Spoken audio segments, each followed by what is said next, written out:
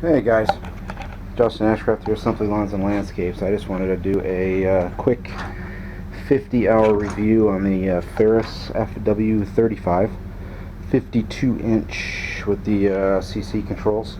It's a 2015 or 16 model. As you can see, it's got 55.7 miles or hours on it. It's a good machine. Couple issues. Let's do the goods first. It's inexpensive for what it is. For a hydro entry-level / medium commercial mower, it is inexpensive. It was less than $6,000 for a 52-inch new from the dealership. The ICD deck, which is great for down here in the mornings here in Georgia, when it gets dewy, and with the Bermuda being thick and fertilized and whatnot, it cuts it well. I believe the ICD deck does cut well because it doesn't process the clippings into tiny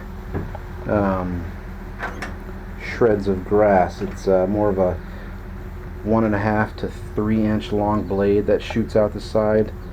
I know Johnny Moe loves this deck a lot, as do I, which is he's one of the reasons I had purchased this particular mower.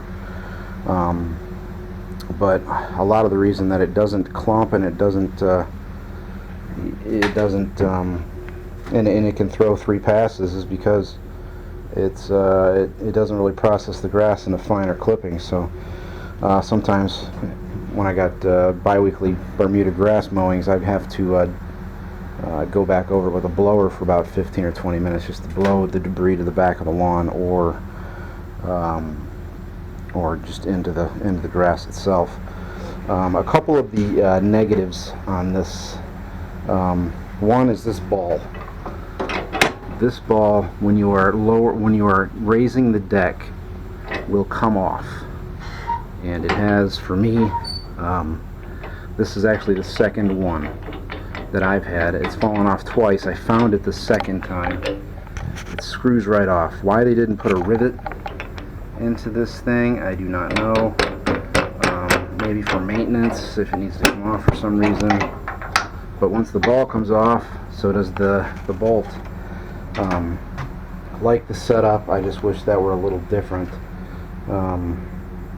Another issue is the brake on this is not functioning now. I don't know what happened at what point, but this does not brake. Thankfully I can still start it without the brake. So that's why I have these boards down front and back, so she doesn't go scooting around anywhere. The hydros are the 3100s, I believe, but they underpowered this machine with this FX 651. It's only 20.5 horsepower, and pulling my chunky butt on the Velke, I weigh about 215 pounds, and it has trouble going up some steeper hills, which I do have. You know, that 36 inch has got an 18.5 horsepower FS motor on it, Kawasaki, and it powers through everything. You got another, 18 inches of mower, another 200 pounds, and you only got 2 more horsepower. I just don't understand that at all. As far as the Kawasaki goes, I know they make you with a bigger Kohler motor, but the dealer I bought this from only sells it in the Kawasaki version. What other issues have we had? Nothing serious. The Velke I've had issues with, but that's not really part of this mower review. I had to change this out to a flat free on both Velkes. Yeah, it's not a bad mower. I couldn't notice much of a difference when I put mulching blades on it. I bought some G6s, or the Gator blades, and I've had high lifts. High lifts seem to do the best as far as striping and whatnot. I'm going to try and get some super high lifts, but I haven't been able to find those yet. I'm still debating on whether or not I'm going to get a bagging system, an accelerator bagger, or turn it into a mulching mower. I'm still trying to figure that out between the two mowers, what I'm going to do there. Yeah, it's a great mower for what it is, inexpensive.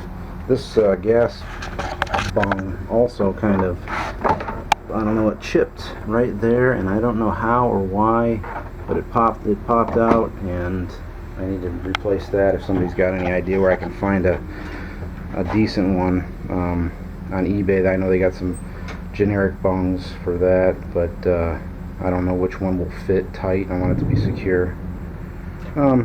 Yeah, I mean, changing the oil is easy with the you know, the downspout there. I just loosen it and then go.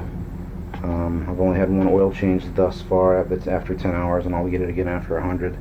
Probably more like 75, because I get kind of anal about trying to get my equipment done. Greasing it is easy. Why it came with the fittings in the front. It did not come with the grease zerks. It came with just the caps. I don't understand that either, so I just pulled the caps out and stuck grease zerks in there and greased up the front. It's a good mower. I mean, for what I paid for it, for what I need for my solo business, larger properties which are all less than an acre, this thing just is amazing. It's a great mower, but you know, it fires right up.